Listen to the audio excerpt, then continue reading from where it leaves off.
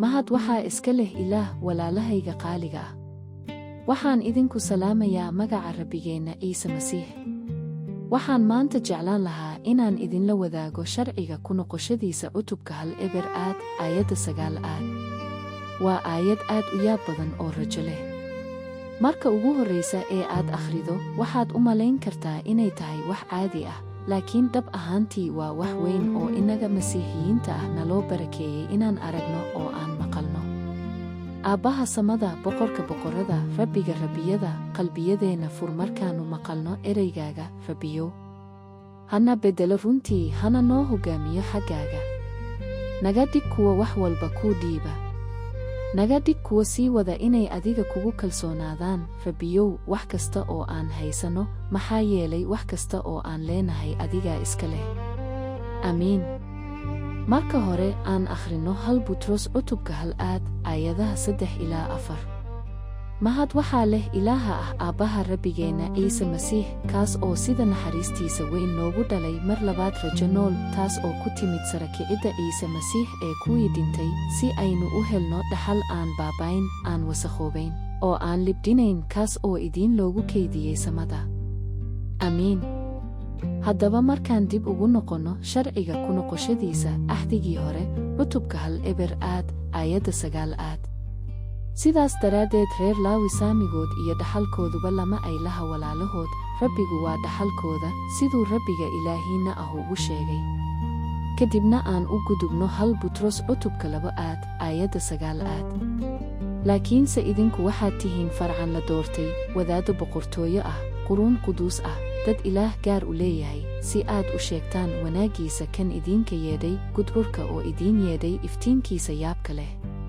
Haddaba sida aynu ku aragno sharciga ku noqoshadiisa, reer Laawi lama siin hanti, lama siin dhaxal. Laakiin Rabbigu wuxuu ku yidhi, anigu waxaan noqon doonaa dhaxalkiinna. Rabbigu waa dhaxalkiinna. Oo hadda markaan akhrino 1 Butros 2:9, waxay ina tusaysaa in maanta aynu nahay wadaadadii Ilaah. Masiixu waa wadaadka sare ee weyn, annaguna isaga ayaynu u adeegnaa. Amiin. Maxayse tani ka dhigan tahay? Waxyaabo badan maanta macno ma samaynayaan. Waxaa jira silir badan. Waxaa jira cudurro. Waxaa jira waxyaabo badan oo nolosheenna ka dhacaya oo aynaan sharxi karin. Qufac yar. Waxaa jira waxyaabo aynu doono, laakiin aynaan heli karin. Laakiin ma ogtahay waxa aynu haysanno? Ilaah wax buu inoo ballanqaaday. Isagu waa dhaxalkeenna. Waxyaabo badan waxaa laga yaabaa inaanay u dhicin sidii aynu qorshaynay ama u malaynaynay mustaqbalkeenna. Laakiin hal shay waa inaan ogaanaa. Rabbigu waa dhaxalkeenna. Taasina waa inay ina siisaa geesinimo nagu filan inaan wax kasta oo aynu samayno ku samayno kalsooni, annagoo og in Rabbigu yahay dhaxalkeenna. Abuuraha dahabka, abuuraha deemanka, abuuraha koonka oo dhan waa dhaxalkeenna. Ilaah wuxuu ina siiyey naftiisa oo ku jirta Masiixa. Isagu waa dhaxalkeenna.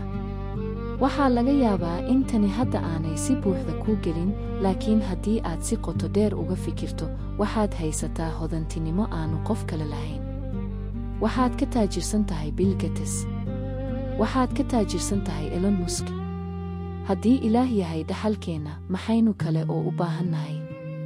Ma waxaa loo baahan yahay in dad la dilo si lacag loo helo, iyadoo kan lacagta abuuray uu yahay dhaxalkeenna?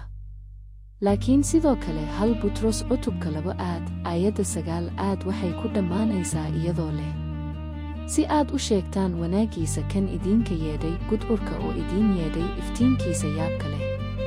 Innaga oo dhan waa nala yeedhay, kiniisadda oo dhan, dhammaan rumaystayaasha, inaan noqono wadaaddo boqortooyo ah, farcan la doortay, quruun quduus ah, iyo dad Ilaah gaar u leeyahay. Laakiin taas waxaa loogu yeedhay ujeeddo.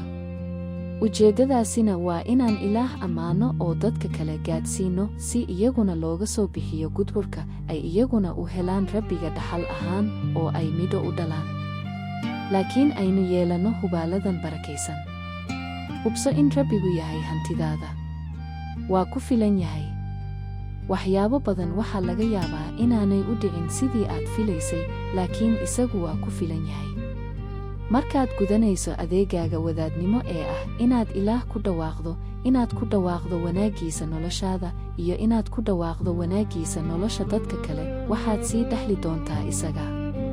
Waxaad sii dhowaan doontaa isaga. Waxaad sii garan doontaa isaga. Maalin barakaysan ha kuu noqoto. Ka fikir arrintan, markaas ayaad si dhab ah u arki doontaa sida aynu u barakaysanahay. Xataa marka cudur jiro. Xataa marka aanad weli kirada bixin.